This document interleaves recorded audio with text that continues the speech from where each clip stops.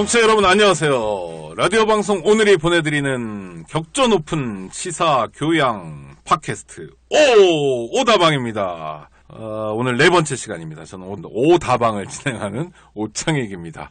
언제나처럼 우리 서혜성 작가 나오셨습니다. 안녕하세요. 네, 안녕하십니까. 별일 없으시죠? 네, 많이 차가워졌죠? 네, 날이 차가워지고 세상은 뭐 요지경이더라고요. 봄에도 뭐 겨울이니까. 예. 근데 서 작가님은 목도리를 하셨는데 네. IS십니까? 요새 IS가. 제가요. 네. 그 며칠 전에 베트남의 고위공직자들이 한번 오셨어요. 우리 네. 서 작가님도 같이 뵀는데 그분들한테 대통령께서 시위대를 IS라고 하더라. 빗대서 얘기하더라. 그러니까 정말로 계속해서 물어보는 거예요. 진짜 그러냐, 진짜 그러냐. 그래서 제가 공산당들 앞에서 얼마나 창피했는지 모르겠습니다. 오늘 이런 얘기 좀 해보려고 합니다. 오늘 방송을 위해서 도움 말씀 주실 분, 전문가 중에 전문가 모셨습니다. 금성노조 아시죠? 전국 금성노동조합 법률원이 있습니다. 변호사님들하고 노무사님들, 여러 법률 전문가들이 함께 다양한 법률적 쟁점을 다루시는 곳인데요. 이 금성노조 법률원의 송영섭 변호사님 모셨습니다. 어서 오십시오. 네, 반갑습니다. 네. 예, 성 변호사 인사 말씀 한 말씀 하시죠. 예, 반갑습니다. 저 금성노조 법률원에서 일하고 있는 송영섭 변호사입니다. 오늘 그 주제가 집회 시위와 관련된 내용인데 저희가 이제 여러 사건들을 많이 좀 다루기도 하고 하니까 네. 제가 좀 경험한 거 위주로 해서 가능한 한 사실 그대로 이렇게 한번 또 재미나게 말씀드려야 됩니까? 아니, 그런 거 아닙니다. 저희는 아니고요. 정통 시사 프로그램입니다. 그런데 명함을 보니까 네. 법무법인 열을 이렇게 돼 있는데. 여는입니다. 여는. 연다. 오픈. 그런데 아직 열리지는 않았는데 지금 이제 열고 있습니다. 네, 그렇군요. 그러니까 예. 법률원과 여는이 같습니까? 그러니까. 예, 그렇습니다. 그러니까 법무법인 기준으로 하면 연은이고 법률원은 노동조합 기준으로 해서 노동조합의 법률원으로서 법률 사업을 이제 하고 있는 그런 명칭을 쓰고 있습니다. 그렇군요. 저 지금 가장 큰 현안은 누가 뭐래도 11월 14일 제1차 민중총궐기입니다. 몇 명이 모였는지 정확히 세신 분은 안 계시되 15만 많게는 또는 13만, 10만도 얘기하시고 경찰 추산으로는 6만 몇천 이렇게 얘기하는데요. 분명한 건 이쪽 저쪽 다 합의하는 건 2008년 촛불 집회 이후 최대 인파가 모였습니다. 그렇죠. 네네. 그런데 일단 궁금한 거는 저는 순서가요. 네. 모였으면 왜 모였나를 물어보는 게 순서인데 뭐 우리 언니는 그런 거 안 물어보시던데 왜 모였습니까? 그 분들이 많이 왔잖아요. 그렇죠. 노동자만이 아니라 농민도 오시고 분들이 왔잖아요. 하나하나의 사연들이 다 있을 거예요. 네. 지금 병원에서 쓰러져 계신 농민분도 계신데 저도 농촌 출신인데 열심히 이제 농사 짓고 한 해 농사를 짓잖아요. 네네. 그래서 이제 수확물을 거두는데 문제는 쌀을 팔 수 있는 곳이 없어서 농민들이 그렇죠. 쌀가마니를 쥐고 이곳저곳을 찾아 헤매야 되는 상황이 있거든요. 농촌에서. 그런 분들이 한 명 한 명의 1년 동안의 사정이 모여서 모인 거거든요. 수만 명이 모인 거거든요. 그렇죠. 그리고 또 쌀 수입을 하는데 밥상용 밥 먹는 그 밥쌀도 수입한다고 그래서 농민들이 지금 굉장히 분노하고 계시는 거죠. 네. 그렇고 이제 또 노동자분들이 또 많이 오셨는데 지금 노동법 개혁과 관련돼 가지고 현장에서 이제 많은 그 분노들이 좀 있거든요. 사실은. 지금까지도 이제 노동 현장에서 많은 노동 탄압들이 있고 부당 노동 행위들이 있었고 사회적으로 문제가 된 경우도 있었죠. 그런데 그런 것들이 이제 제대로 해결되지 않고 계속해서 억압과 노조를 만들었다는 이유만으로 사람이 죽기도 하고 그런 일이 있는데 오히려 그런 것들을 시정하기 위한 노력을 하기보다는 노조법을 노동관계법을 개정을 해서 오히려 노동자들이 더 살기 힘들게 쉽게 해고되고 급여가 삭감되고 근로조건이 저하되는 계약을 지금 추진을 하고 있습니다. 그런 것에 대해서 반대하고 노동자들의 목소리를 내기 위해서 그날 그 자리에 수십 명이 수만 명이 모인 거죠. 근데 서 작가님 노동조합 만들다가 사람이 죽는 경우도 있다는 말씀 방금 하셨잖아요. 그런 경우가 있습니까? 왜 그런 일이 생겼는지 궁금하네요. 삼성전자 서비스라고 수리기사들 있죠. 집에서 이제 냉장고나 세탁기 고장나면 오시는 분들. 그분들이 삼성전자 서비스 마크가 달린 옷을 입고 있지만 삼성전자 서비스 직원은 아니거든요.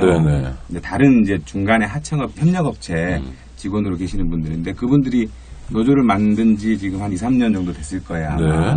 그런데 노동조합을 만들기 위해서 그리고 유지시키기 위한 과정에서 두 분이 자결을 하셨어요. 그리고 또 한 분은 또 과로사 하셨고 그런 경우들이 왕왕 있습니다. 그러니까 삼성이 무노조 왕국이다 그래서 삼성전자 서비스에도 노조가 생길 수 없도록 이렇게 용납을 못하는 상태인 건가요?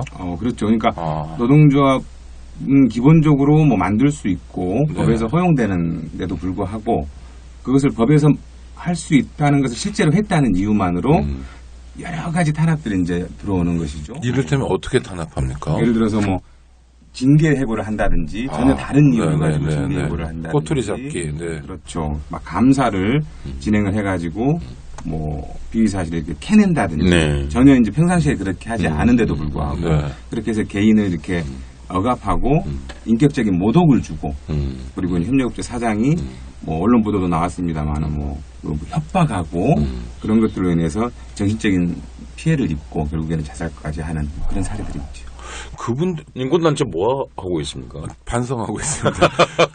저는 삼성 제품을 사실 거의 안 쓰는데요. 다른 제품들도 보면 이제 수리한다고 기사님을 요청하면 이분들이 주말에도 오시고 그러시잖아요. 네네, 그렇습니다. 그럼 삼성전자 서비스 분들도 그러셨었나요? 주말이고 그런 시간 제약 없이 이제 일이 있으면 무조건 가야 되고 문제는 고객하고 상담을 하고 제품을 수리를 하는 과정에서 트러블이 있을 수가 있어요. 네네. 고객에 따라서 여러 가지 종류가 또 수많은 고객이 있으니까요. 진상도 있고. 이제 그런 경우가 생겼을 때 수리기사가 부당한 대우를 받았거나 그랬을 때는 수리기사들이 그 부당한 대우를 받지 못하도록 해줘야 될 그런 관리 의무가 사용자에 있음에도 불구하고 오히려 고객하고의 클레임이 들어왔다라는 걸 이유로 해가지고 불이익을 가하고 협박을 하고 욕하고 인격적인 모독을 하고 그런 경우가 사실 한국에서 전자제품 AS 하는 그분들은 일정하게 감정 노동도 제공하는 것처럼 사실상 되어 있거든요. 그러니까 뭐 엄청나게 친절해야 되고 그리고 삼성, LG 이런 것들을 대표하듯이 하기 때문에 그리고 또 그 사람들이 저마다 기다리는 사람들이 일단 신청해 놓으면 다 기다리잖아요, 사실은요. 기다리는데 앞에 있는 사람과 잘 고쳐주다 보면 시간이 지체되거든요. 그렇죠. 네. 그럼 계속 무전과 전화기가 계속 울리죠. 본부에서 이제 왜 이동하지 않느냐 빨리 뭐 그런 것들에 같이 시달리는. 근데 그러다 보니까 이제 불가피하게 어떤 고객들이 이제 자기들 너무 많이 기다렸다든지 그런 항의들 받는 것이 본사에 들어가게 되는 것을 가지고 그걸 가지고 도리어 괴롭힌다 그런 말씀이신 거죠. 그렇죠. 고객들이 이 서비스를 잘 받고 하기 위해서는 고치는 사람들도 인권이 보장이 되고 기분 좋게 그리고 부당한 대우를 받지 않은 그런 상태에서 일을 해야지만 서로 이렇게 좋은 제품을 좋게 고칠 수 있고 하는 것이거든요.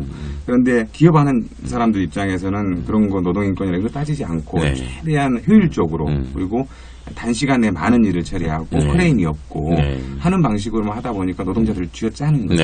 그래서 그런 문제가 생겼으면 노동자들에 대해서 그 선후관계를 따지지 않고 네가 잘못했다고 해야지. 네가 가서 싹싹 빌어서 클레임 다시 취소하도록 만들어. 그렇지 않으면 뭐 오지 마.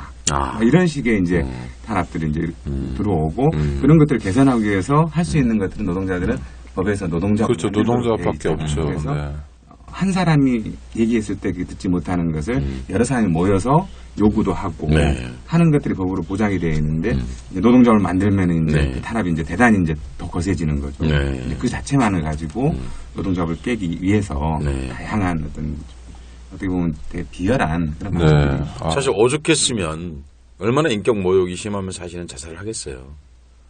지금 2명이나 죽었다는 얘기 듣고 한 분은 과로사 하시고 했다는 얘기만 들으면서도 정말 끔찍한 생각이 드네요.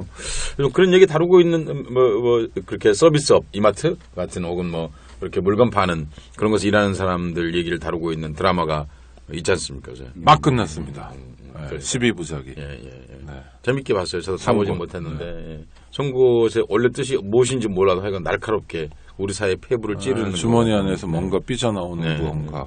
인간이죠, 인간. 그렇죠. 그런 생각이 들다 보면. 아이고, 하여튼 그런 가슴 아픈 사연들, 저마다의 사연이라는 말씀이 딱 마음에 들어오네요. 그러니까 어떤 분은 역사 교과서 국정화 반대하기 위해서 나오신 분도 있고, 청년들은 또 뭐 청년 실업 상태나 이런 것 때문에 나온 분도 있고, 전반적인 국정 파탄이랄까?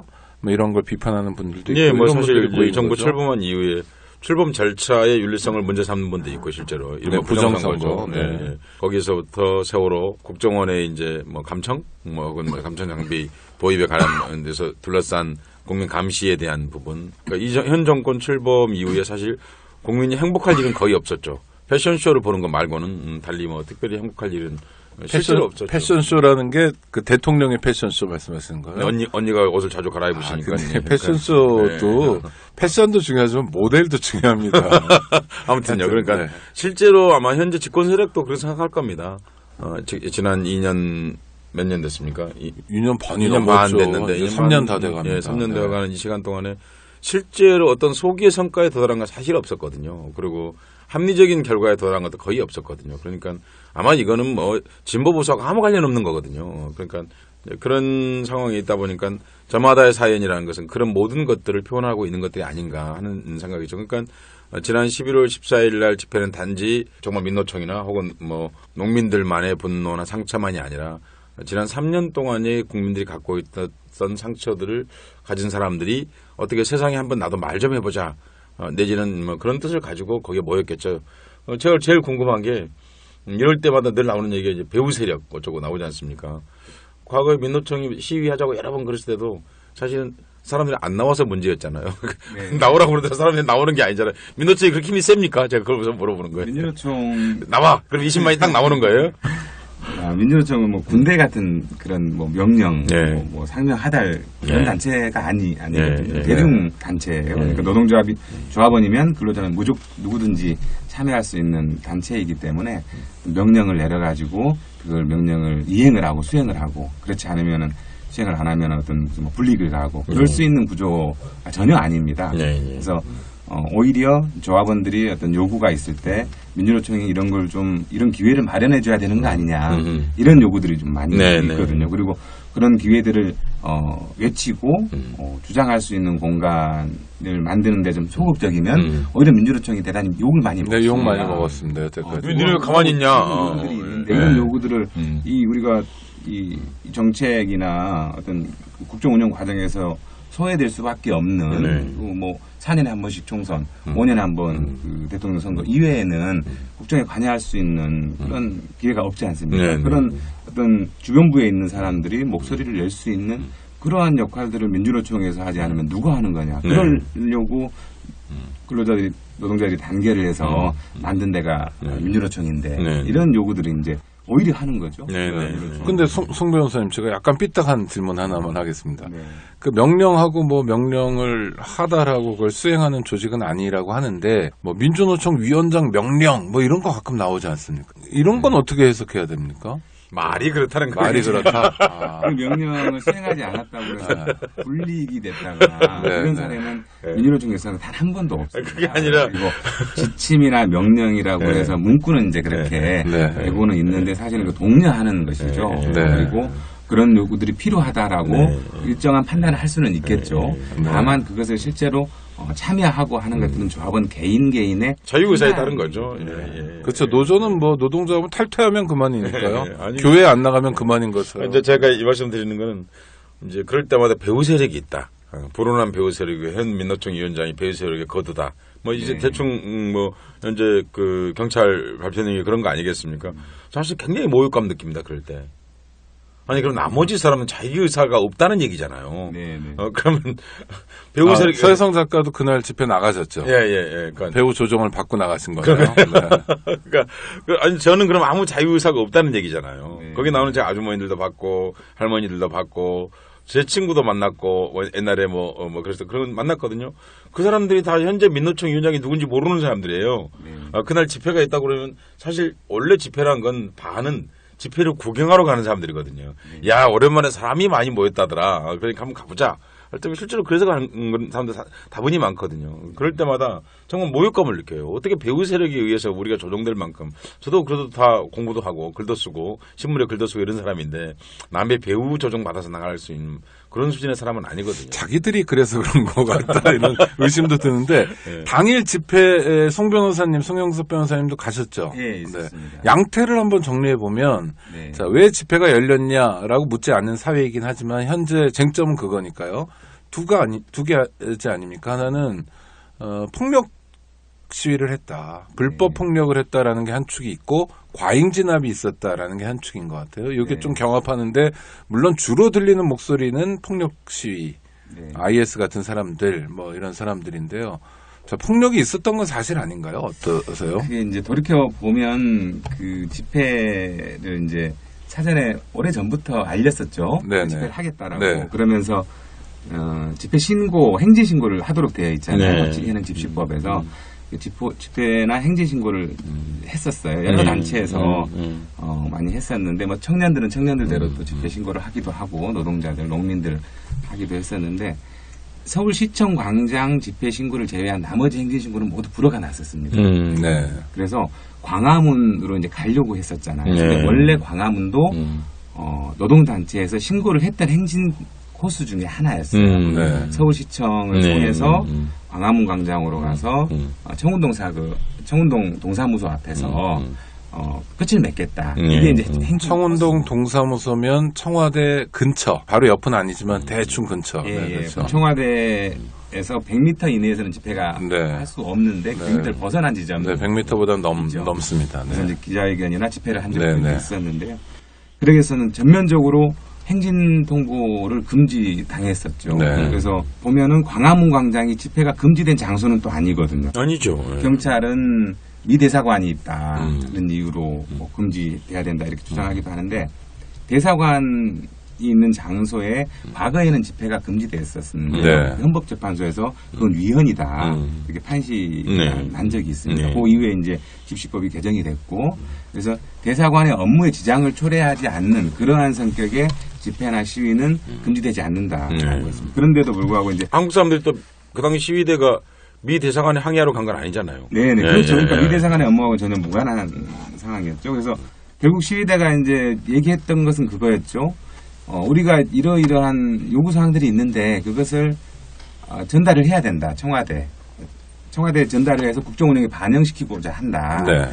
라고 하면은 그러면은 가장 적합한 장소에서 적합한 시간에 그 항의를 전달하려고 하는 대상자가 알 수 있는 장소에서 집회나 시위를 할 수 있어야 되거든요. 네. 그게 이제 광화문 들어가서 얘기를 이제 하는 거였는데 원천적으로 봉쇄가 됐었죠. 자, 그래서 일단 불법에 대한 논란은 신고를 안 한 것도 아니고 행진을 하겠다고 신고했으나 경찰에서 금지 통고가 돼서 저절로 불법이 된 거다 이런 거네요. 네, 그래서 차벽을 설치를 했는데 그 앞에 오는 것조차도 불법이다라고 지금 얘기는 하고 있죠. 경찰은. 잠깐만요. 차벽 앞에 오는 거 왜 불법입니까? 잠깐만요. 네. 네. 그러니까 제가 궁금한 거는 경찰이 그것을 특별한 이유가 없으면 허가를 해줘야 되는 거잖아요. 어떤 기준으로 허가하지 않을 수 있습니까? 그 허가 기준이 뭐였냐면은 금지 통고서에 나와 있는데 주요 도시 주요 도로라는 이유로 교통소통에 지장을 초래한다는 집시법에 있습니다. 네, 주요 도로 통보를 했습니다. 네. 그런데 주요 도시 주요 도로라고 해서 뭐 몇 군데 안 될 것 같은데 사실은 서울 시내 그 4차선 도로 이상 도로들은 거의 대부분 다 포함돼요. 그러니까 제가요. 우선 서울은 주요 도시지 않습니까? 아니요. 주요도로 개념이 어떻게 되냐면 일본 주요도로가 있어요. 이게 어디서 시작하냐면 시흥시 석수역이라고 있습니다. 그러니까 금천구 시흥동 거기서부터 시작돼가지고요. 대림동, 대방동 찍고 여의도 찍고 공덕동, 광화문, 종로 1가부터 5가까지 다 간 다음에 동대문 지나서 청량 지나서 망우리 공동묘지 있죠. 망우동까지가 하나의 도로입니다. 1번 주요도로. 그러니까 하나 성 그면 이게 전부예요. 그다음에 2번 국구, 3번 국구, 4번 국구 그러면 송 변호사님 말씀하신 대로 데모할 수 있는 공간이 없습니다. 주요도로 개념으로 한다면. 도로 옆에는 다 주요도로라고 보면 되고 차선뿐만 아니라 네. 인도까지 또 포함하도록 보고 있거든요. 네. 그러니까 인도에다가 신고를 내면은 주요 도시의 인도의 통행인의 통행이 방해된다. 네. 이유로 금지 통고가 되기도 아이고, 하고 네. 차도에다가 신고를 하면은 차량의 소통이 또 방해된다. 네. 그렇게 집회하지 말라는 얘기네요. 뭐. 네. 그렇다고 해서 모든 집회를 다 또 금지할 수는 없으니까 네. 사실상 주요 도시 주요 도로를 이유로 경찰이 선별을 하고 있습니다. 네. 집회 중에 어떤 집회는 허용해야 되겠다라고 하면은 주요 도시임에도 불구하고 교통소통 지장이 초래하지 않는다고 우리는 본다. 이렇게 해서 허용을 하고 있고 또 어떤 집회 같은 경우에는 금지를 똑같은 이유로 금지를 하고 있죠. 청와대 때문에 그런 거 아닙니까, 솔직히? 뭐 네. 그 금지되고 허용되는 그런 집회 유형을 좀 보면은 네. 정부 정책에 반대하는 그런 의사를 표시하려고 하는 것이냐, 그렇지 않는 내지는 그것과 무관한 정부 정책과 무관한 어떤 집회나 시위냐에 따라서 좀 유형화해서 이렇게 일부는 허용하고. 맞아요. 세종대왕 앞에서도 반정부, 정부 비판하지 않는 건 얼마든지 가능한 것 같더라고요. 하는 걸 봤습니다, 저도 여러 번. 집회 시위를 하는 이유가 정부에 반대하기 한 거 아닌가요? 네. 원래 네. 왜냐하면 그 너무 간단한 건데요. 그러니까 헌법에 존재하지 않습니까? 집회 시위에 관한 권한이요. 그 자체가 사실은 권력에 대해서 항의하기 위해서 그 약자를 다수 대중이 권력을 가진 자들에 대해서 의사표현을 할 수 있도록 하기 위해서 집회와 시위의 자유가 있는 것이지, 그렇지 않고 그 사람들 옹호하기 위해서 하는 것은 아니죠. 애초부터요. 그러니까 권력을 가진 자들이 자칫하면 권력을 부당하게 사용하거나 혹은 잘못 사용하거나 혹은 창조적으로 사용하지 못할 때 거기에 대해서 의사표현을 하기 위해서 집회하고 시위를 하는 것인데, 정부에 반대하는 집회를 허용하지 않는다면 집회를 허용하지 않은 거죠, 사실은. 네. 그래서 돌이켜 가정하기는 좀 어려운 문제이긴 합니다만, 어쨌거나 시민들의 평화적인 목소리를 낼 수 네. 있는 공간이 충분히 확보가 됐었고, 네. 그래서 행진도 할 수 있도록 하고, 경찰이 우발적인 상황에 대해서는 철저하게 대비를 하지만 기본적인 어떤 시민들의 어떤 자발적인 어떤 집회 참여나 행진을 보호를 했었다면 과연 11월 14일과 같은 그런 일이 발생을 했을까라고 저는 의문이 듭니다. 네. 그리고 이제 폭력 집회라는 얘기가 많이 나오는데, 그 폭력 집회의 핵심은 버스를 밧줄로 당겼다는 거지 네. 않습니까? 그리고 이제 그 버스가 비켜난 틈으로 광화문으로 진출하기 위해서 집회 참석자들이 가려고 했던 네. 그 과정에서 이제 경찰과 이제 좀 마찰이 벌어졌던. 네. 그래서 버스를 당기거나 내지는 경찰하고 마찰이 벌어진 내용도 사실은 놓고 보면은 네. 어떤 이유 없는 그런 어떤 폭력이 아니라 우리가 이동하겠다, 저쪽으로 이동하겠다, 그리고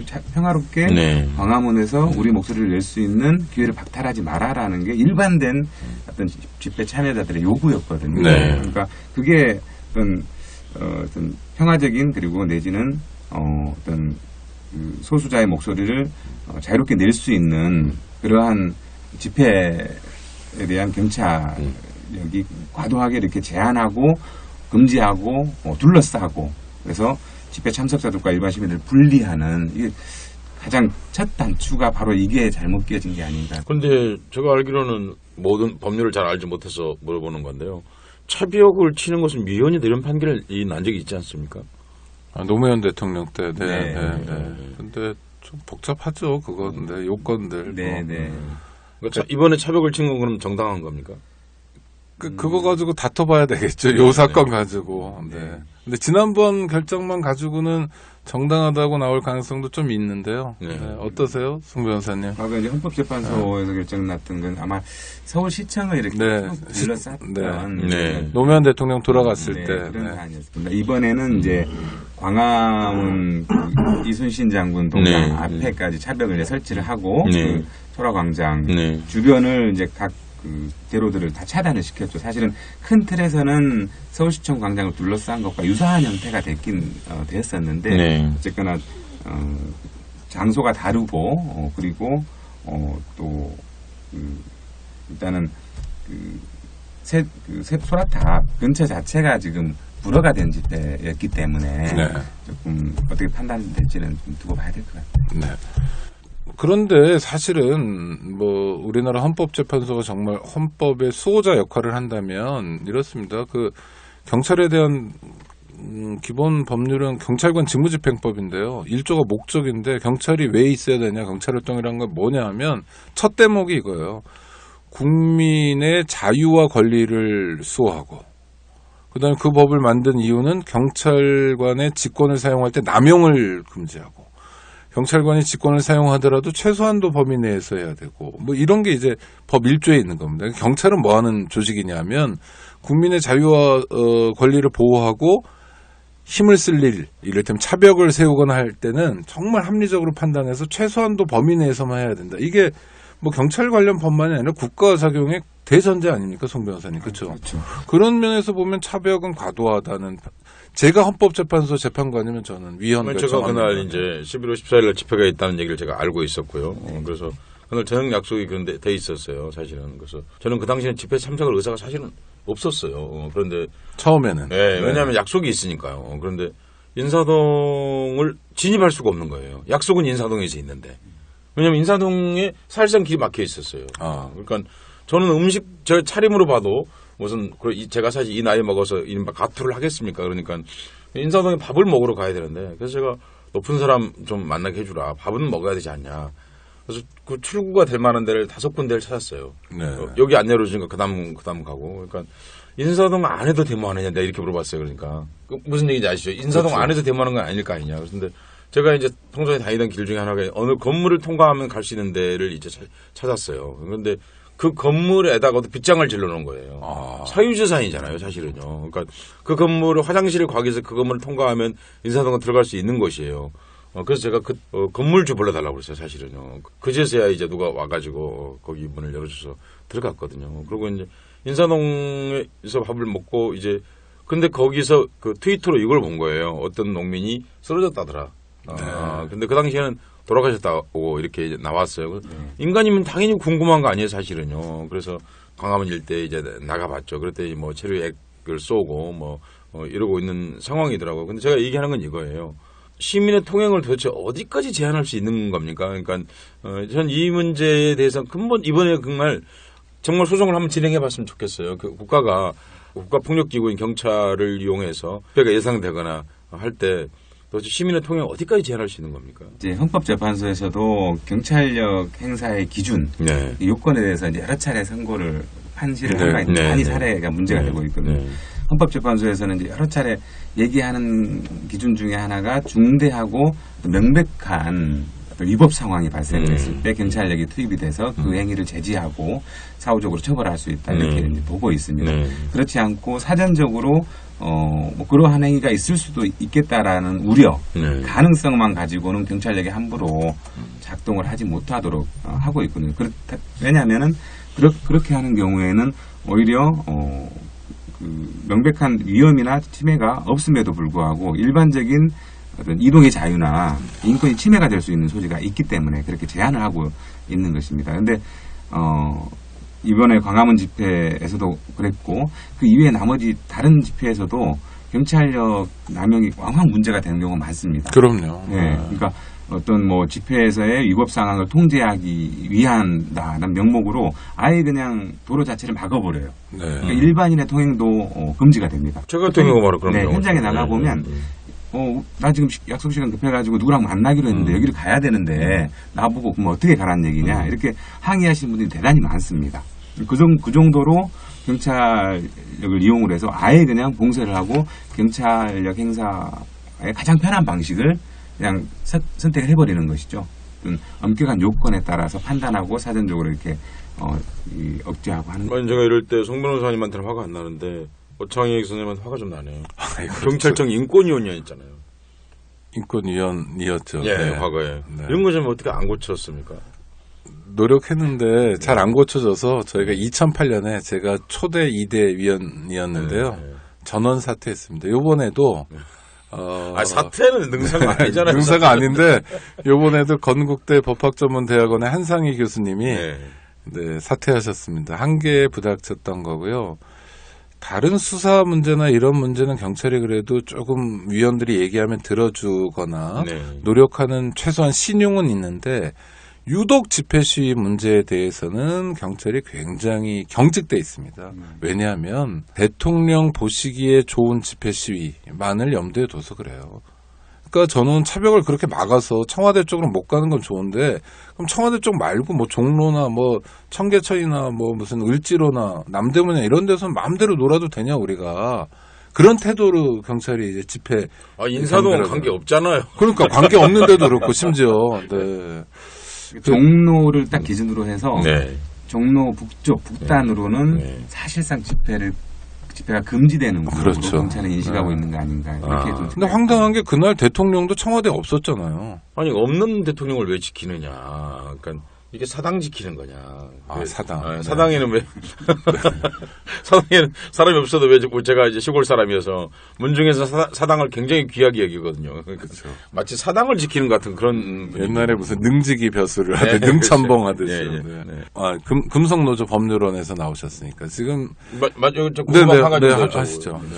그런데 이제 제가 밥을 먹고 있는데 누가 돌아가셨다. 네. 그래서 그때는 이름이 안 나왔어요. 그래서 자정쯤에 제가 이름을 알게 됐는데 백남기라고 하는 이제 할아버지시죠 사실은요. 옛날 같으면 어디 이놈들아 비켜 그러면 경찰들이 비켜주셔야 사실 그런 정도 나이 같으신 분이잖아요. 저 동영상을 보니까 그분이 그냥 서 계시더라고요. 그냥 동영상을 보니까 서 계시고 그런데 갑자기 물대포가 와갖고 확 뒤로 넘어지면서 이제 물대포에 의해서 확 밀려가고 그리고 한 두 사람 정도가 이제 그분을 이렇게 세우려고 하는 그런 동영상을 봤거든요.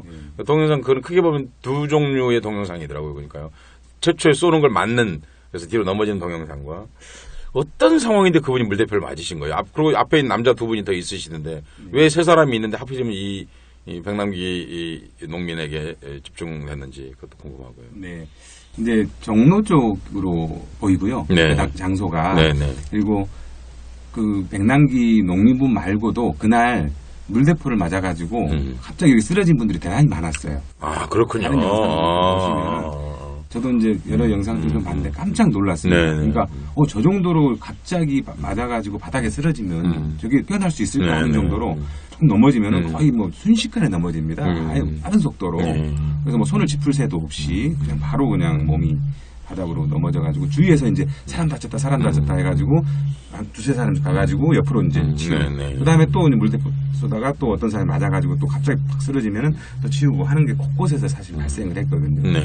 그래서 이제 뭐 어깨를 다치신 대학생도 있고 여러분이 많이 다치셨는데 백남기 농민 같은 경우에도 이제 그 차량을 이동시키기 위해서 이제 밧줄이 나와 있었던 상황이었죠. 이제 정확히 이제 백남기 농민이 그걸 당겼는지 그건 잘 모르겠어요. 어쨌거나 그 밧줄 주위에 이제 있었던 건 맞는 것 같아요. 그래서 문제는 이제 물대포를 발사를 하는데 경찰 살수차에 대해서 운영 규정이 있거든요. 그래서 마음대로 그냥 발사할 수는 없도록 되어 있어요. 일정한 거리를 두고 곡사를 하고, 그러니까 직사는 바로 뻗어가는 거지 않습니까? 그런 경우에는 사람의 머리에, 신체 부위에는 맞추지 못하도록 되어 있습니다. 가슴 이하. 가슴 이하죠. 왜냐하면 눈이나 코나 입이나 이게 대단히 위험한 공간. 민감하죠. 민감한. 귀가 맞으면 귀가 이제 고막이 터질 수도 있고 눈이 실명이 될 수도 있고 하기 때문에 그런 것들이 하나하나 돼 있고 그다음에 거리에 따라서 그 압력의 단계가 정해져 있습니다. 그 압력을 위반하면 안 되도록 되어 있는 거거든요. 그리고 또 캡사이신이라고 하죠. 혈유액을 섞는 농도도 정해져 있습니다. 그런데 그런 것들이 이날 집회에서는 전혀 무시가 됐다는 거예요. 네, 맞습니다. 그래서 그 물대포를 조종하는 사람들 밖에 있었던 것도 아니고 그 뭔가 이렇게 기계같이 이렇게 사마귀 같이 돼 있는 그 물대포가 이렇게 생겼잖아요. 그 안전한 차량에 있으면서 조종을 한 거죠. 사람을. 물대포를 살수차를 사용하는 사람이 어떤 위기 상황이 있었던 건 아니고 그러니까 합리적인 판단을 못할 이유가 없는 그런 조건 하에서 물대포를 살수차를 사용했다 그 말씀이신 거죠? 그 머리를 맞춰가지고 넘어진 농민에 대해서 계속해서 쓰러진 농민 위로 계속 직사를 하고 제가 군에 있을 때 제가 특등사수였거든요. 그런데 그 머리 맞추기 쉽지 않습니다. 제가 그 말 하려고 그러는 거예요. 그러니까 사실 표적판이 사람 크기가 똑같잖아요. 꼭 머리를 한번 머리 부위를 맞춰보려고 하면 상탄이 나거나. 사람이 쏘는 거고 이건 기계가 쏘는 거기 때문에 조준 사격이 가능하죠. 제가 그 말 하려고 그러면 이게 보통 어려운 일이 아닌데 그렇게 계획이 뚜렷하지 않으면 정확하게 얼굴 부위에 맞추기 쉽지 않다. 제가 그 말 하려고. 그럼요. 저 서울경찰청장이나 경찰청장 이 사람들이 뭐라고 그러냐면 어두웠다. 뭐 잘 식별이 안 됐다. 보이지 않았다 이런 말 하는데 새빨간 거짓말인 게 일단 보이지 않으면 안 쏴야 됩니다. 왜냐하면 쏘는 상황 자체가 상황에 대한 통제고요. 물대포라는 게 목적이 시위 군중의 해산이에요. 군중. 그러니까 개인에게 물대포를 쏘는 건 규정 위반인 거죠. 그런데 조준해서 쏘고 지금 말씀하시는 것처럼 구호하러 온 사람 쏘고 심지어 구급차에까지 쏘고요. 뭐 KBS 카메라 쏘고 이러니까 정말 엉망진창이었던 거죠. 이거는 저는 경찰이 범죄라고 생각하는데요. 이건 어떻습니까 보시기에? 경찰력이 투입이 될 수는 있는데. 네, 그러니까요. 위법한 상황이 발생을 하면은 당연히 경찰력이 투입이 될 수 있는데 그 요건과 그 정도 이런 것들을 규정을 해놓고 있거든요. 안녕하세요. 오창익입니다. 인권연대는 정부나 기업의 지원을 사양하고 오로지 시민의 참여로만 운영하는 100% 순도의 민간 인권단체입니다. 1999년 창립 이래 한눈 팔지 않고 오로지 인권운동에만 매진해 왔습니다. 인권연대 회원으로 참여해주세요. 인권연대 회원이 늘어나면 그만큼 인권연대의 활동도 풍부해지고 활발해집니다. 인권연대 회원 가입은 인권연대 홈페이지를 참고해주세요. 감사합니다. 대체 왜 경찰관들은 그런 사주차를 사용하는 규칙 같은 게 있는데 그걸 왜 안 지키는 거죠? 그것에 대한 내부적인 점검이나 사전 교육을 했는지도 약간 의심스럽거든요. 이제 경찰 내부의 물대포 같은 경우에는 그 사용 기준들이 이제 있고 절차들이 있는데 과연 그 조종관을 잡은 경찰이 있었을 것이고 그걸 또 지켜보는 또 책임자가 있었을 텐데 시위대가 뭐 위법한 어떤 행위를 했을 때 물대포를 사용할 때 우리가 이런 건 규정이 되어 있으니까 지키자 이런 사전 교육이나 준비를 했을까요? 저는 아니라고 원래 교육도 시키고요. 뭐 3인 1조로 쏘게 돼 있는데요.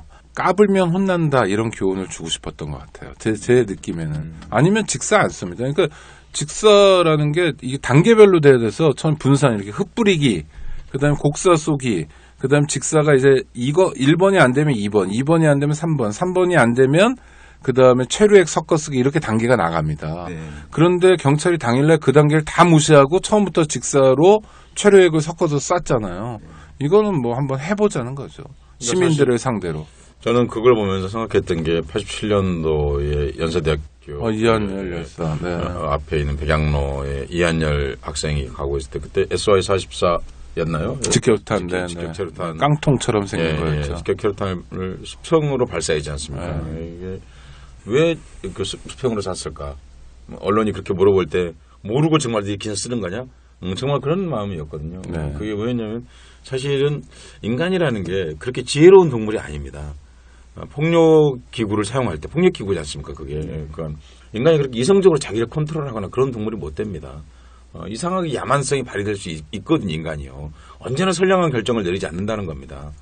그러니까 그 야만성을 발휘하지 않을 수 있도록 그것을 조절하고 제어하도록 원천적으로 교육과 그리고 장비 자체에도 그런 특성을 애초부터 사실 집어넣어야 되는 거죠. 거기다가요.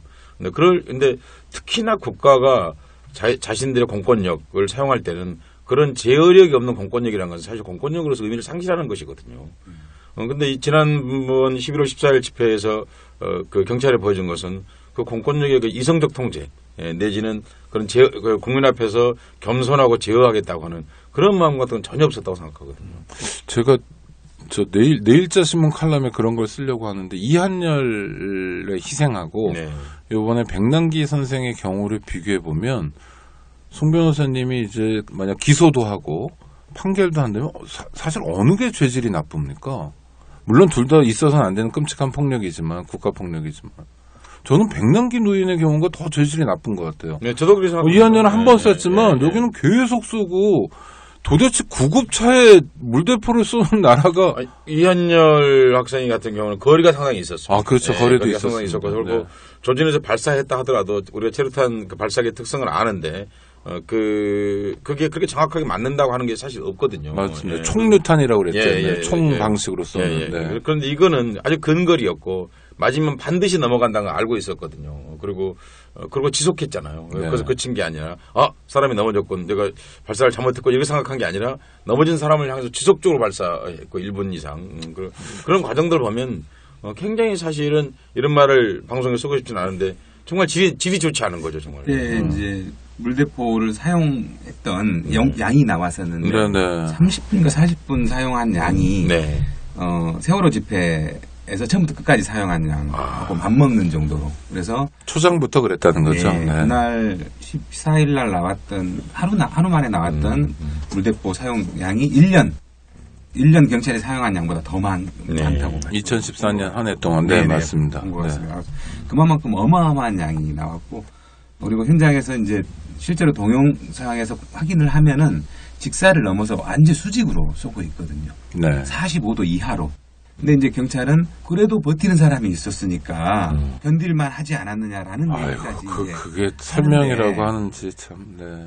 뭐 한두 명 버틸 수는 있겠지만 젊은 사람, 장정이 버틸 수는 있겠지만 그 시위에서 무수한 사람이 참여를 하고 그 백남기 분 같은 그런 나이 많으신 분들, 우리 아버지 같은 분들도 참여를 하는데 대단히 위험한 상황이 연출될 수 있음에도 불구하고 그것을 쐈다는 거죠. 그래서 그것도 한두 번이 아니고 여러 사람들이 넘어짐에도 불구하고 아주 위험한 상황이 사실은 백남기 농민분이 넘어지기 전에도 연출이 됐었거든요. 네. 그런데 그걸 멈추지 않았다는 거죠. 그래도 버티는 사람이 있지 않느냐 그런 말을 한다는 것은요. 총알의 명중률이 100%는 아니다 그런 말과 같은 말이거든요. 안 죽을 실제로 총 맞고 안 죽는 사람이 있잖아요. 있죠. 네, 그러니까 그러면 총기 그러니까 서 작가님, 87년 6월에 이한열 학생이 희생됐죠. 네. 목숨을 잃은 건 7월 달인데 네. 그때 대통령이 전두환이죠. 네. 아주 무식한 단순한 질문을 던져볼게요. 전두환이 나쁩니까? 박근혜가 나쁩니까? 아, 예. 그 질문으로 많은 것들을 사람들이 시사하게 되지 않을까 싶습니다. 네, 이 얘기를 잠깐 돌려서요. 하여튼 그런 상황이 벌어졌습니다. 11월 14일에. 그리고 난 다음에 정부 여당에서 갑자기 아주 강공 드라이브를 펼치기 시작하는데 현란한 말이 쏟아집니다. 일단 대통령의 말들이 있는데요. 민주노총 위원장이 국가를 마비시키고 불법 폭력을 통해서 정부를 무력화시키려고 한다.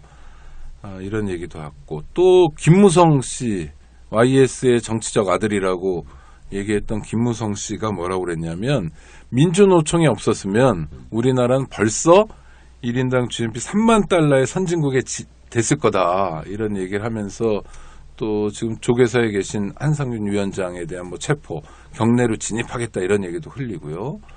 또 12월 5일로 예정된 2차 민중총궐기도 벌써 금지 통보를 했더라고요. 전국 농민회에서 냈던 집회 신고에 대해서 일종의 공안 탄압 비슷한 분위기가 시작되고 있고요. 실제로 지금 구속된 분들도 많고 수사 선상에 오른 분들도 굉장히 많죠. 네, 그렇습니다. 경찰은 이제 수백 명을 수사수단으로 올려놓고 있다고 발표를 하고 있어요. 그때 총궐기 1월 14일 날 한상균 위원장이 나왔었잖아요. 네. 그래서 마이크를 잡고 얘기 막 했었잖아요. 네네. 근데 들어보신 분들 아시겠지만 저는 이제 그런 멘트를 들었어요. 네. 제발 좀 한 걸음만 더 앞으로 좀 나와 주십시오. 이런 얘기를 한 걸 들었거든요. 누구한테 한 얘기입니까? 이제 그 참석자들한테 조금만 더 적극적으로 좀 해달라.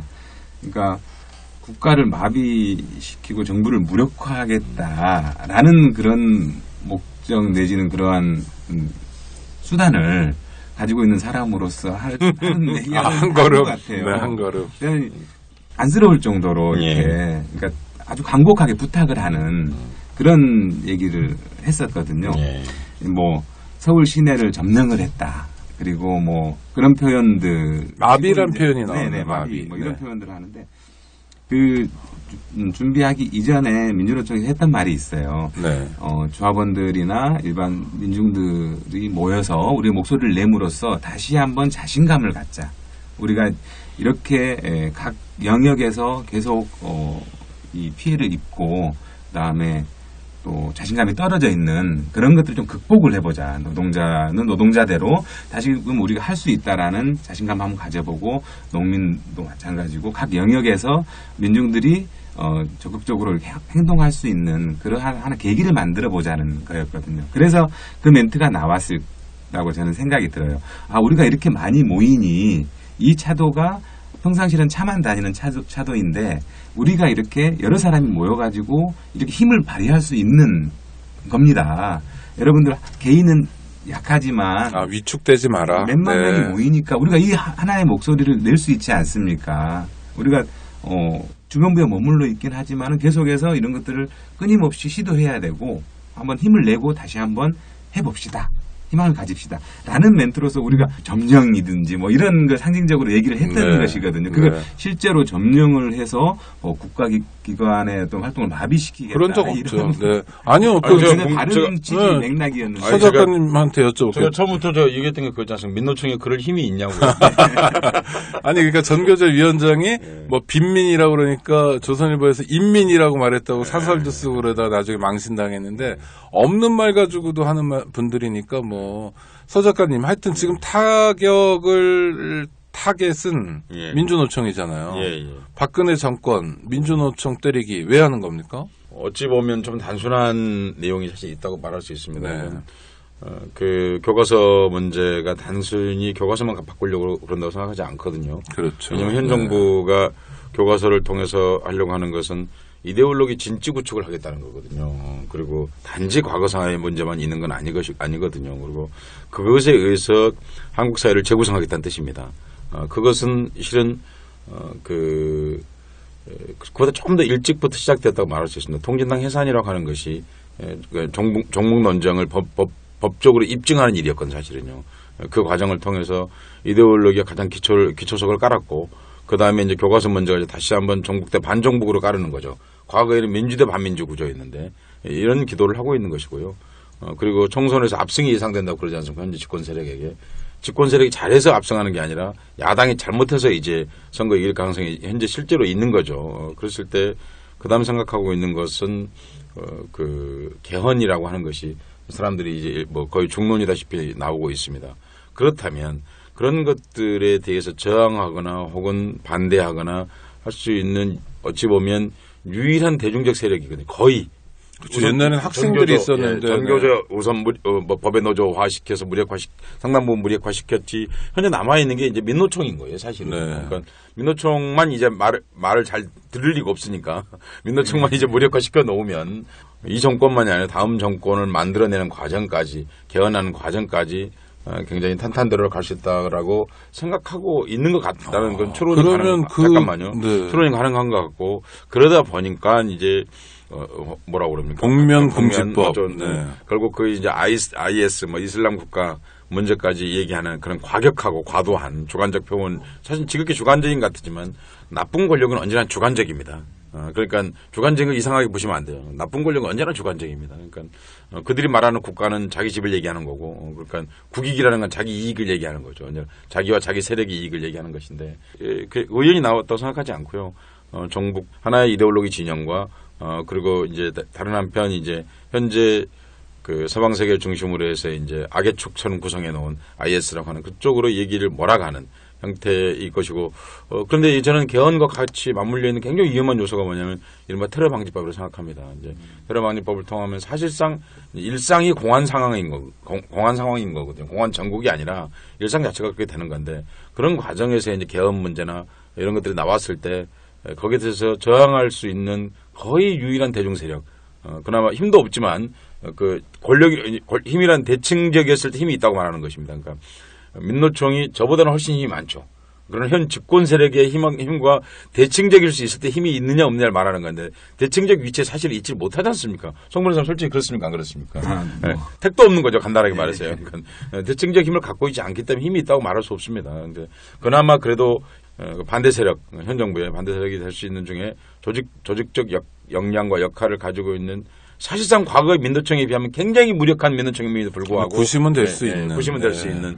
눈으로 치면 최소한 눈 최초에 뭉치는 그죠? 눈사람 만들 때 눈뭉치 같은 그런 역할을 있는 것조차도 못하게 하겠다. 못 봐주겠다는 거죠. 그럼 서 작가님 말씀을 받아서 제가 송 변호사님께 질문을 드리면 지금 이제 공안 정국으로 가는 것 같은데요. 네. 형사처벌 받는 사람들이 지난번 집회 관련해서 수백 명 훌쩍 넘을 것 같은 생각도 들고요. 수사를 막 확대하다 보면 1000단위도 전 갈 수 있을 거라고 생각하는데 이런 공안 통치, 이런 상황, 공안 정국의 조성 이런 건 당분간 안 끝나겠네요. 저쪽 의도라면. 지금 여러 가지 이제 그 단계들을 밟아가고 있는 것 같아요. 네. 이제 그리고 수사 초기에는 당시에 집회 현장에서의 발생된 어떤 위법 상황에 대한 정상적인 어떤 수사인가라고 생각하신 분들도 좀 있었고, 네. 그런데 이제 그게 그 날짜가 좀 지나가면서 공안 담당 기구에서 이제 발표하는 것들을 보면서 아 이게 좀 정상적인 방식은 좀 아닌 것 같다. 정치권에서 요구를 하고 그리고 또 언론에 발표를 하고 이렇게 또 압수수색이 들어왔었잖아요. 얼마 전에. 네. 민주노총에서 아마 민주노총 설립하고 최초로 실제로 들어와서 압수수색이 된 것은 아마 최초였을 거예요. 네. 그 이후에도 이제 뭐 금속이나 뭐 공공 산별 노조에 대해서도 들어왔고 지역본부까지도 지금 압수수색이 들어와서 계속해서 수사가 확대되고 있는 그런 국면이에요. 그래서 정치권에서도 뭐 계속해서 뭐 수사를 뭐 계속해서 진행을 하겠다, 강압수사 진행을 하고 엄벌에 처하겠다 이런 발표들을 좀 계속 하고 있는 상황에서 민주노총이나 노동조합에서도 쉽게 끝나지는 않을 것 같다 이 상황이. 그래서 물론 시민사회에 알려내고 그리고 이런 것들을 폭로를 하고 하는 것들에 대해서 다른 방식으로 한 축으로는 그러한 활동들도 공안 탄압에 대응하기 위한 활동들도 중요한 축으로 지금 준비를 하고 해야 되는 거 아닌가. 압수수색 말씀하셔서 진짜 궁금한데요. 네. 그 한마 네. 큰 한마가 나왔고요. 민주노총에서 네. 손도끼도 나왔고 또 저 버스를 끌어당기는데 사용했다고 하는 밧줄도 나왔고 이걸 이렇게 다 보여줬잖아요. 카메라 앞에서. 네. 그 어떻게 된 겁니까 그거는요? 그 한마 같은 경우에는 아마 신문 기사 찾아보면 많이 나오는데 어디에 주로 사용을 했냐면 여름철 집회할 때는 얼음 깨기 행사 많이 하거든요. 아 거기 뭐 구호 같은 거 써놓고 이제 노동계약 뭐 저지 뭐 이런 거 네네 맞습니다. 시원하게. 네. 아마 2015년 올해 여름에도 되게 많이 했을 거예요. 뭐 양대노총 제조공투본 결의대회 같은 경우에 네. 한국노총에서 제조 쪽의 노동조합하고 뭐 민주노총의 금속노조가 같이 연대를 해가지고 뭐 활동하고 이제 하는 게 있거든요. 노동시장 네. 구조계약과 관련된 그 집회에서도 나오고 여러 집회에서 많이 등장했던 한마예요. 자주 봤던 한마입니다. 그 해머 보면은 근데 그런 장비나 네. 그런 게 민노총 사무실에 있다는 게 무슨 잘못입니까? 그래서 그런 걸 가지고 뭐 불법 폭력 집회를 하려고 그랬고 그런 거에 이제 뭐죠 배후 조종이고 네. 이런 한마를 나눠주고 부시려고 그랬다 이런 거 아니에요? 이런 거 만들려고 하는 거죠? 이제 가져갔죠. 이번에 와가지고 네. 창고에 있는 걸 가져갔는데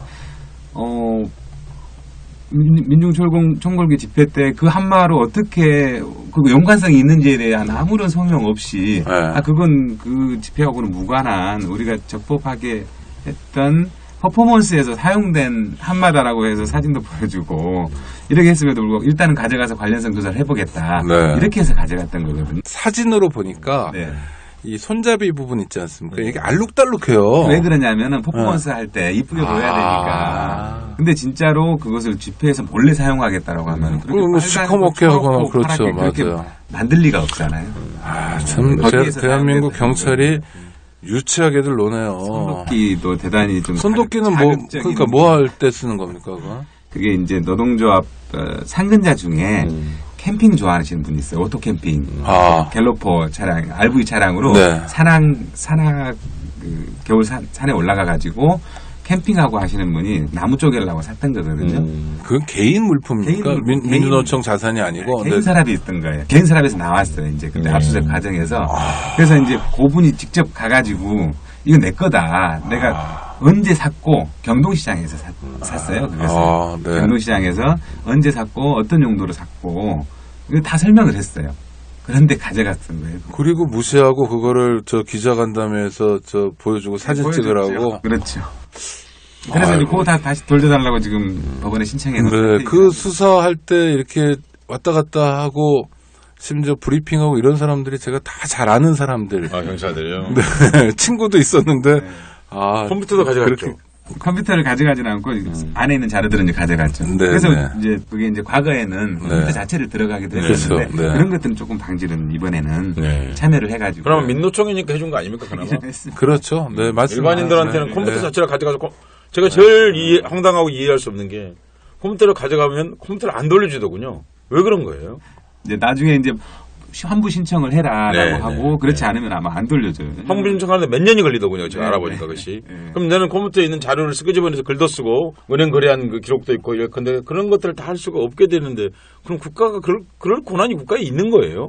국가만 편리한 세상입니다. 국가의 국가 실체가 편리. 뭐예요? 국민이 이렇게 압수수색이라고 하는 건 남의 물건을 가져가는 거잖아요. 네. 그러면은 그 압수수색 영장에 혐의 사실이 기재가 됐어요. 네. 이러이러한 위법 행위가 있었으니까 네. 그것과 관련된 자료를 압수하겠다 이렇게 돼 있으면 그 관련 있는 자료만 가져가야 되는 거거든요. 네. 그렇지 않고 남의 캠핑용품이나 네. 뭐 적법한 집회에서 뭐 사용된 장비나 이런 것들은 전혀 관련성이 없어요. 아니 컴퓨터 말이에요. 요즘 청년들한테 컴퓨터 다 가져간다 그러면 거의 정말 죽는다는 말 나올걸요. 네, 정말요. 컴퓨터는 과거에는 이제 그렇게 많이 하셨죠. 네, 그래서 네. 통으로 가져가기도 네. 하고 그래서 그 문제가 많이 돼가지고 형사소송법이 개정이 돼서 그 부분은 할 수 없도록 지금은 그렇게 되어 있습니다. 그래서 지금은 컴퓨터는 통째로 하드를 떼어갈 수는 없고 그 현장에서 열어보고 관련 있는 자료만 복사를 해서 그렇군요. 가져가도록 지금은 그렇게는 그나마 하고 좀 있습니다. 괜찮네요. 제가 이번에 그 11월 14일 그 집회 이후에 그 백남기 농민의 삶을 여기저기 신문에서 봤어요. 참 비가 머리더라고요, 사실은요. 그러니까 유신 때부터 민주화운동을 하셨고 또 80년대 다시 복학을 하셔가지고 또 그랬고 그대로 수사생활 또 하셨더라고요. 네, 한 5년 정도. 감멸성원에서 그리고 나서 그 뒤에 이제 다시 농촌으로 내려가서 사셨는데 사실 제일 가슴 아팠던 거는 그 과정보다도 그 자녀분들 이름이었어요. 네. 큰 따님 이름은 진달래. 아니, 백도라지.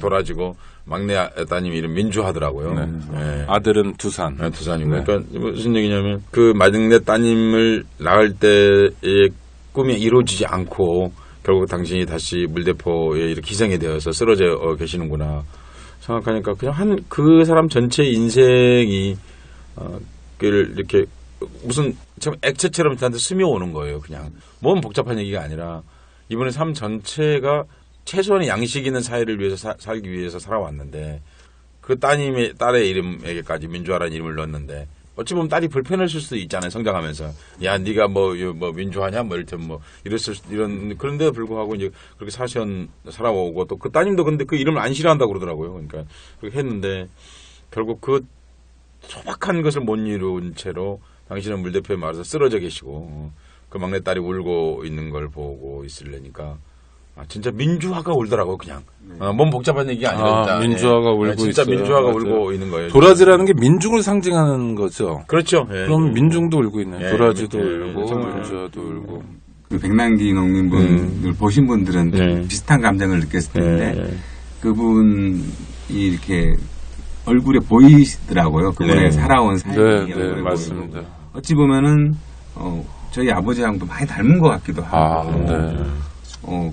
그래서 우리의 일반적인 우리 아버지 우리 아버지의 모습이 조금씩 다 들어있는 그렇죠. 거 아닌가 생각이 예. 들어서 더 마음이 아프고. 한국 사회는 백남기 선생한테 많은 빚을 졌죠. 반유신 투쟁, 또 5.18 유공자인데 보상도 안 받으셨고, 농촌에서 그냥 농사만 진 게 아니라 우리 민 살리기 운동 열심히 하셨고, 그렇죠. 우리 농촌 살리기 운동 열심히 하셨고, 뭐 생태 평화 이러면서 빚을 많이 졌는데, 정말 달포면 그분이 7순위거든요. 달포면 7순위 노인한테 국가가 정말 모진 일을 했고, 경찰청장은 인간적으로 미안하나 법률적으로는 사과할 수 없다 그러는데 이건 법률적으로도 잘못된 일인데 하여튼 어느덧 또 방송을 마무리할 시간이 다 됐는데요. 그런데 네. 그 요새 재밌는 제안이 있더라고요. 12월 5일날 집회에서는 네. 은수미 의원이 아마 제안한 것을 보이던데 인터넷에 보니까 우리가 다 차라리 가면을 쓰고 나가자. 네. 이거 꽃도 있습니다. 꽃도 요새 제안 들어오죠. 그래서 무슨, 제가 이제 재밌는 게 그거예요. 권력은 그토록 국민을 혐오하는데 국민은 이렇게 표현의 자유를 당하게 하려고 하는구나 하는 거. 사실 그 12월 5일날 집회는 생각보다 유쾌하게 될 가능성이 정말 있겠다는 생각이 들고요. 그리고 꼭 한 가지 청취자분들께 해드리고 싶은 얘기는 사실 집회의 자유가 표현의 자유 안에 포함된다는 얘기입니다. 사실은 이게 이른바 자유권에 해당하는 거지 않습니까? 그것이. 그런데 왜냐하면 다수 대중들, 일반 대중들은 자기 표현 수단을 갖고 있지 않습니다. 특별히. 그러니까 이렇게 자기 어떤 특정한 공간, 특히 권력이 들어줄 수 있는 그 공간에 가까운 곳에서 집단적으로 자기 의사를 표현하는 게 집회의 자유인 것이거든요. 그리고 그렇기 때문에 헌법에 그걸 보장해 놓은 것이고, 그거를 넓은 의미에서는 표현의 자유의 한 영역 속에 포함시켜 있고, 우리 헌법도 표현의 자유와 집회 시위의 자유가 같은 항목에 들어있는 이유가 그것입니다. 그러니까 그 힘없는 사람들, 약자들이 표현을 하고자 하는 그것에 대해서 조금 불편하실 수 있습니다. 시내 다니시고 하실 때, 청취자 여러분들도. 그런데 그 사람들이 자기의 표현할 수 있는 특별한 수단이 없을 때 이런 방식을 사용한다고 하는 것을 같이 생각해 주셨으면 좋겠습니다. 금속 노조의 법률원 법무법인 이름으로는 연은의 송영섭 변호사님과 말씀 나누고 있는데 이제 마무리할 시간이 됐습니다. 청취자 여러분. 제가 송영섭 변호사님께 마지막으로 여쭙고 싶은 게 하여튼 지금 굉장히 뜨거운 쟁점이니까 당장 이번 주말에 12월 5일에 2차 민중 총궐기가 열립니다. 경찰에서는 금지 통고를 했으니 곳곳에 차벽이 광화문만이 아니라 훨씬 더 앞에 나올 가능성도 있고 이렇잖아요. 집회는 예전보다 훨씬 더 많은 사람이 주목하는 집회가 될 텐데 민주노총 입장이랄까 방금 서혜성 작가 말씀하신 것처럼 복면을 쓰고 나가자는 사람도 있고 꽃 들고 나가자는 사람도 있고 또 도법스님하고 그 조계종 화쟁위원회 쪽에서는 종교인들이 차벽 말고 사람벽을 세우겠다. 우리가 돌을 맞는 한이 있더라도 정말 그거는 종교인다운 감사한 얘기인데 여러 가지 얘기들이 나오고 있는데 사실 우리가 언론을 통해서 민주노총의 입장을 듣거나 불법 폭력 집회의 배우라는 그런 분들의 얘기를 들을 기회가 많지 않으니까요. 송 변호사님이 그런 면에서 12월 5일 집회를 좀 전망해 주시고 또 민주노총 입장도 좀 말씀 한번 주시기 바랍니다. 네, 민주노총에서 이제 2차 민중총궐기 관련돼서 평화적인 집회를 하겠다 이런 발표는 이제 수차례 이제 했었는데 민중들이 모여서 얘기할 수 있는 그러한 장이 마련되고 거기에서 우리 목소리를 낼 수 있다고 하면은 굳이 어떤 위법한 어떤 폭력적인 어떤 상황이 발생할 필요가 없다. 그 연출할 필요가 없다라고 생기지도 않을 것이다. 그 말씀이신 거죠. 있죠. 근데 이제 다만 이제 14일도 마찬가지로 그러한 것들이 원천적으로 봉쇄되는 과정에서 발생을 했는데 그런 것들을 평화적으로 목소리를 낼 수 있고 하는 것들에 대해서는 민중들이 포기할 수 없는 그건 선언적인 권리다라는 것이죠. 표현의 자유라고 하는 것은 우리 사회를 만드는 하나의 중요한 축인 거죠. 그게 만약에 없다라고 하면은 사회가 정상적으로 발전할 수가 없다라는 작동할 수도 없고요. 그런 헌법적인 어떤 결단이거든요. 표현의 자유라고 하는 것. 그런 것들을 포기할 수 없고 그리고 또 권력이라고 하는 것이 항상 선일 수는 없잖아요. 그럼요. 네. 역사적으로 그건 검증이. 지금 봐도 그렇습니다. 그렇죠. 네. 그리고 언제나 선일 수 없다고요? 네. 언제나 권력은 선은 아니었죠. 솔직하게 말해야죠. 그래서 그것을 제어하고 감시하고 하는 것은 그건 일반 민중들의 당연한 조건적인 권리죠. 그것이 하나의 저항권으로서 인정이 돼야 된다는 것이죠. 그래서 그러한 측면에서 적법하게 그리고 평화적으로 개최를 하겠다라고 누누이 강조를 해왔습니다. 그럼에도 불구하고 이제 원천적으로 봉쇄를 하겠다라고 해서 다시 한번 좀 차단을 시키겠다, 봉쇄하겠다 이런 이제 입장을 표시를 하고 있는데 아마도 그렇다고 해서 막히지는 않을 것 같고요. 제 생각에는 12월 5일 집회는 대단히 좀 유연하면서도 기발한 그러면서 대단히 재미있고 평화적인 그런 방식으로 아마 준비가 되고 있는 것 같습니다. 앞으로도 그렇게 시위가 실제 되는 게 좋지 않습니까? 보람됐어요. 경찰이 막든 안 막든 간에 사실 이제 좀 더 문화적으로 표현될 필요가 있는 건 사실입니다. 재밌는 얘기 하나 해드리겠습니다. 일부 불온한 배우 세력이라는 말이 어원이 어디서 나면요. 1919년도 3월 1일 날 3.1 운동이 있었지 않습니까? 거기에 대한 개인 성명서를 발표한 사람이 이완용이라는 사람. 이완용, 그랬죠. 이완용이 그 문건, 첫 번째 문건 안에 일부 불온한 배우 세력이란 말이 제가 알기로는 처음 들어 있었습니다. 그러니까 그러니 이 선량한 국민 조선 사람들은 그 말에 속지 말고 괜히 희생자가 되지 말라.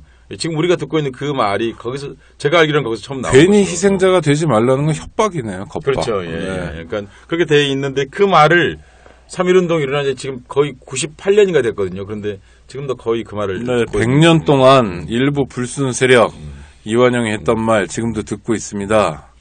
이럴 때 불순 세력 되고 싶은 생각도 좀 드는데요. 서희성 작가님 짧게 한 말씀 해주세요. 네. 김무성 대표의 말을 받아서 네. 민주노총 없으면 대한민국은 벌써 선진국이 됐다. 네. 어떻게 생각하십니까? 반대로 생각합니다. 네. 독재 세력 없었다면 한국이 5만 불 사이가 됐을 것입니다. 감사합니다. 청취자 여러분, 저희가 준비한 방송 어떻게 들으셨는지요? 저희 누구도 민주노총도 당연하죠. 거리가 격전장이 되는 걸 원하지 않습니다. 자유롭게 자기 의사 표현하고 춤추고 노래하고 이야기하길 바랍니다. 11월 14일 상황을 가지고 뻥튀겨서 자기들이 정치적 이득이나 챙기려는 행태, 어떤 면에서 민중의 힘으로 다시 막아낼 수 있고 재구성할 수 있다고 생각합니다.